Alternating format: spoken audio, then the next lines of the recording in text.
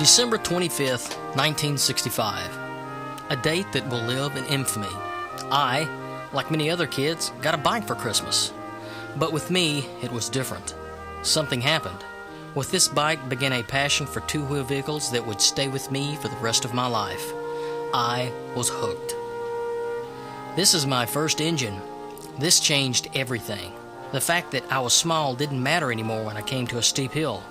All I had to do was twist the right grip, and away I went. Of course, I couldn't start it myself. I rode around in horror that I would kill the engine while I was out somewhere and have to push it back home. This thing also had the honor of being the first powered cycle to put me on the ground against my will. It would not be the last. My first Honda. For some men, it's the first time they had sex. Others, it's their first child, or the first time they beat up someone who couldn't defend themselves. With me, it was my first Honda. This was the big time. No more mini bikes for this guy. I had a Honda. It had an engine that was made for a motorcycle, not a lawnmower. When I started it up, there was no question if whether or not Dad was fixing to mow the lawn or somebody getting ready to till up the garden. When I fired this baby up, everybody knew it was Chip, getting ready to ride around the house and bug the shit out of everybody. I really did love that thing. But this bike changed my life. This was a 1967 Honda CA100, more commonly known as a step-through 50. It had 4 horses that were at my command, and with my 75 dripping wet pounds on it, it would go better than 50 miles an hour. It could keep up with traffic, which meant I could go riding with my dad on the highway.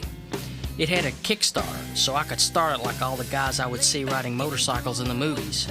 It had a 3-speed transmission, but an automatic clutch. The hand clutch would come later. This was like going from a riding lawnmower to the space shuttle. I knew nothing about it till my dad brought it home one summer afternoon. Seeing that bike in the back of his pickup truck and realizing it was mine almost made my heart pound its way out of my chest. Looking back, I think it was the most exciting thing that I have ever experienced. I did meet this brunette one time after a gig, but I was much older then, and that was an altogether different kind of thing. This was my first real dirt bike. My dad didn't want me riding on the street without him, so he thought that by keeping me on a dirt bike and off the streets, I would be much safer. Yeah, right. Not only did I ride on the street just as much, if not more, this bike was faster, so while I was riding on the dirt trails, I learned all the things that you could do on a motorcycle to really get yourself hurt.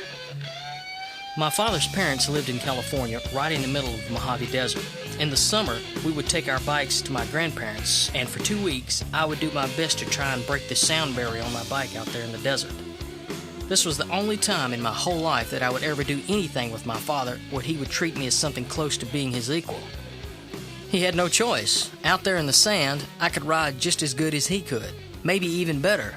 Sometimes he would have trouble keeping up with me. I always enjoyed watching him bust his ass out there in the sand. It was absolutely, without a doubt, some of the most fantastic times I've ever had in my life.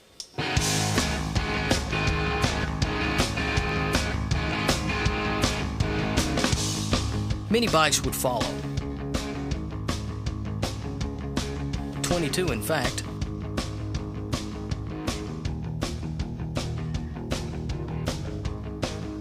My father and I would buy bikes that needed work. We would fix them up and sell them. From 1980 to about 1992, I spent all my time trying to be a rock star. I still kept a bike but didn't ride near as much. I bought a basket case 750 Honda in 1989 and started riding more. In 1992, I bought a basket case Harley Davidson, and that's when all hell broke loose. I went from maybe 3,000 or 4,000 miles a year in 92 to 15,000 to 18,000 miles a year in 93. Now I ride year-round, rain or shine. I ride to work. I use the drive-thru at the banks and fast food joints. I go to the market on my bike. I've had sex on my bike. Did I say that out loud? I pick up dates on my bike as well. In fact, one of the few things a Harley Davidson is good for is breaking the ice with women. Like I said, I'm hooked.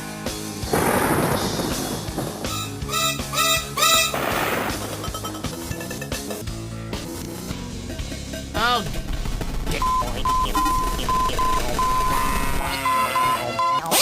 Damn.